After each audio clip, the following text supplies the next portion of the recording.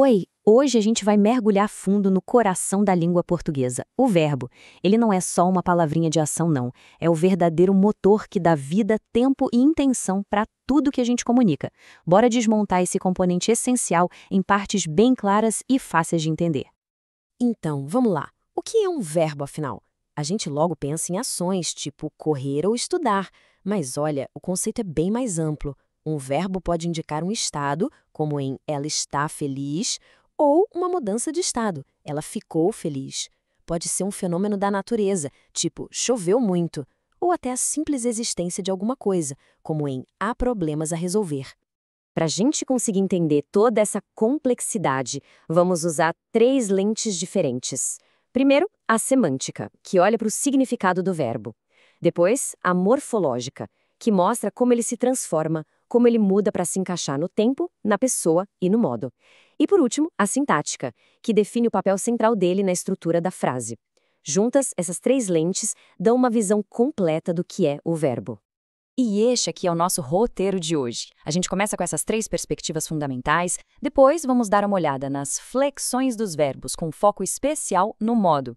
Em seguida, vamos explorar as vozes verbais para entender a relação do sujeito com a ação e, para fechar, vamos ver como os verbos trabalham em conjunto nas chamadas locuções verbais.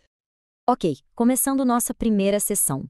O foco aqui é a identidade do verbo e como ele funciona como se fosse a âncora de toda a frase.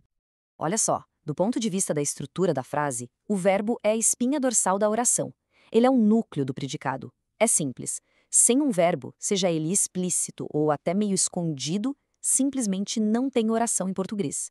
No exemplo que está aí, penso e sinto são como dois motores. Cada um deles cria uma oração diferente, mas que estão conectadas, dando estrutura e significado para a ideia completa.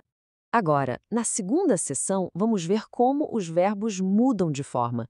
Eles não são estáticos, sabe? As flexões deles permitem que a gente expresse um monte de nuances, de tempo, de certeza, de dúvida, ajustando a mensagem com uma precisão incrível. Primeiro, temos o modo indicativo. A gente usa ele para falar da realidade, de fatos concretos, de ações que a gente considera certas. Quando se usa o indicativo, se está afirmando algo com convicção. É o modo do é isso e pronto. Nesse exemplo, a forma do verbo está não deixa nenhuma margem para dúvida. É uma declaração direta, uma certeza. A pessoa que fala está constatando um fato. Do ponto de vista dela, claro, a comida é gostosa. Ponto final. E, em contraste total, temos o modo subjuntivo. Esse aqui é o território da possibilidade, do desejo, da dúvida. Se o indicativo é o mundo dos fatos, o subjuntivo é o mundo das hipóteses. É um modo que a gente usa para expressar algo que não é real, mas que é desejado, possível ou duvidoso. Tipo em talvez ele venha, ou se eu pudesse viajar agora. Reparou na mágica? Ao trocar está por esteja, o significado da frase muda completamente. Não é mais uma certeza, virou um desejo, uma esperança. A realidade do sabor ainda não foi confirmada. Essa pequena mudança na forma do verbo, do indicativo para o subjuntivo, altera toda a intenção da mensagem. É muito poderoso. E claro, além do modo, os verbos também se flexionam em tempo, para dizer se a ação é no passado, presente ou futuro, em número, para diferenciar o singular do plural, e em pessoa, para indicar quem está fazendo a ação. Todas essas flexões trabalham juntas para criar um significado super preciso e contextualizado. Entrando na nossa terceira sessão, vamos explorar as vozes verbais. A voz de um verbo diz algo fundamental sobre a relação entre o sujeito da oração e a ação que está sendo descrita ali. Aqui temos a distinção clássica. Na voz ativa, o sujeito age. Simples. O homem acompanhou. É direto. Já na voz passiva, o foco muda. O sujeito agora recebe a ação. As pendências foram acompanhadas. E por que usar a voz passiva? É uma escolha intencional. Serve para dar mais destaque ao que sofreu a ação, para criar um tom mais formal, ou até quando o agente da ação nem é conhecido ou não é importante para a história. E como é que a gente faz essa transformação? É quase uma fórmula de 3 passos. Olha só, o objeto direto da frase ativa vira o sujeito da passiva. O sujeito original vira o agente da passiva, que geralmente vem com por ou pelo.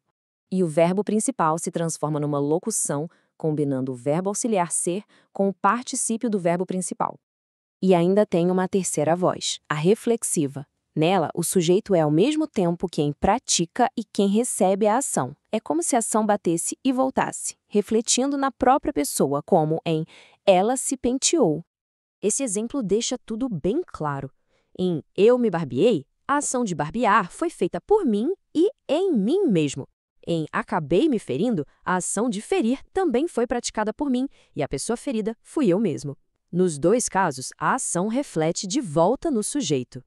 Chegamos na nossa última seção. Às vezes, um verbo sozinho não dá conta de expressar toda a nuance de uma ação. É aí que entram as locuções verbais, que são basicamente combinações de verbas que trabalham juntos para expressar uma única ideia. A estrutura é bem simples, na verdade. A gente tem um verbo auxiliar, que é o verbo que se conjuga e que carrega as informações de tempo, modo e pessoa, e um verbo principal, que carrega o significado central da ação e aparece numa de suas formas nominais. E essas são as 3 formas nominais que o verbo principal pode ter. No infinitivo, geralmente indicando uma ação futura ou uma intenção. No gerúndio, descrevendo uma ação que está em progresso. E no particípio, que muitas vezes indica uma ação que já foi concluída ou resultado dela, como a gente viu na formação da voz passiva. E quais são os verbos auxiliares mais comuns? São 4 os principais: ser, estar, ter e haver. Eles dão suporte gramatical, se flexionando para dar o contexto da ação, enquanto o verbo principal fica lá quietinho, na sua forma nominal, só carregando o significado principal. Ufa, percorremos um bom caminho. Agora, para fechar, vamos conectar todas as peças e fazer uma síntese dos pontos mais importantes que a gente viu sobre esse universo do verbo. Resumindo a ópera, o verbo é o coração da oração, o que estrutura tudo. Ele se flexiona em modo, para a gente diferenciar um fato de uma hipótese.